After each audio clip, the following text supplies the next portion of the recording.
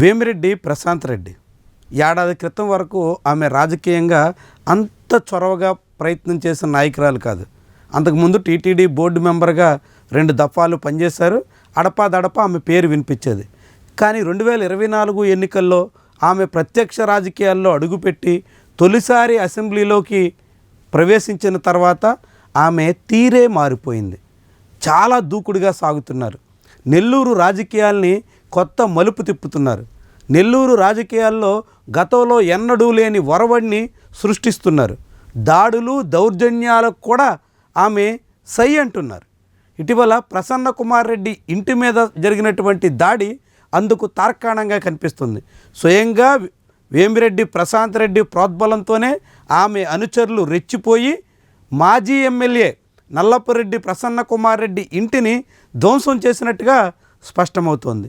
ఇలాంటి ధోరణి గతంలో నెల్లూరులో ఎన్నడూ లేదు. ఇప్పుడు వేమిరెడ్డి ప్రశాంత్ రెడ్డి దాన్ని ప్రవేశపెట్టడానికి కూడా వెనకాడడం లేదు. వాస్తవానికి గడిచిన 70-75 ఏళ్లుగా కూడా నెల్లూరులో రెడ్లు ఆధిపత్యం కొనసాగుతూ వస్తుంది. రెడ్లలో కూడా మహిళా నేతలు కొంతమంది అడపాదడపా తెర మీదకు వచ్చారు.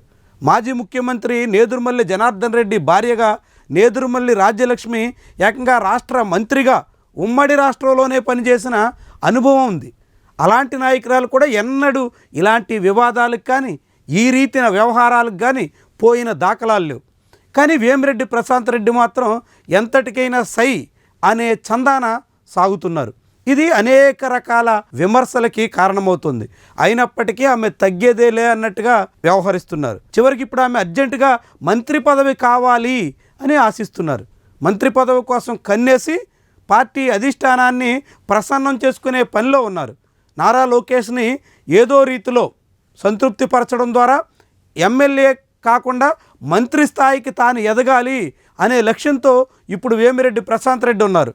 ఆ క్రమంలోనే ఇప్పుడు వేమిరెడ్డి ప్రశాంత్ రెడ్డికి సంబంధించి ఏదైనా విషయాన్ని బయటకు తీసుకొస్తే వాళ్ళెవ్వరినీ సహించబోమన్నట్టుగా సంకేతాలు ఇచ్చేస్తున్నారు. తాజాగా జమీన్ రైతు అనే నెల్లూరుకు చెందినటువంటి ఒక సుదీర్ఘ చరిత్ర కలిగినటువంటి పత్రిక కార్యాలయం మీద కూడా వేమిరెడ్డి ప్రశాంత్ రెడ్డి అనుచరులు తెగబడ్డారు.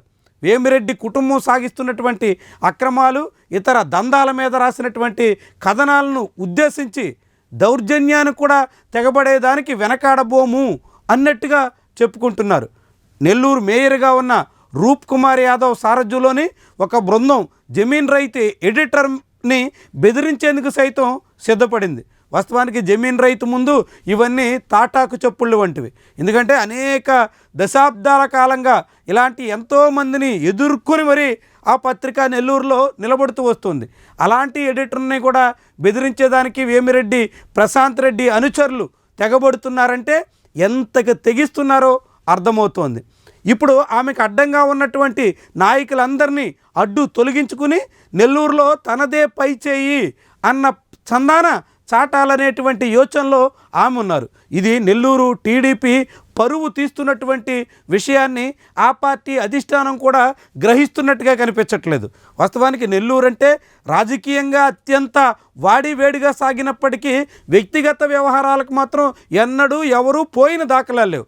అలాంటిది సీనన్న ఇంటి మీద ఆయన భార్య ఇంట్లో ఉండగా కూడా దాడి చేయడానికి సైతం సిద్ధపడ్డారు అనే వ్యవహారం చాలామందిలో ఆగ్రహాన్ని కలిగిస్తుంది.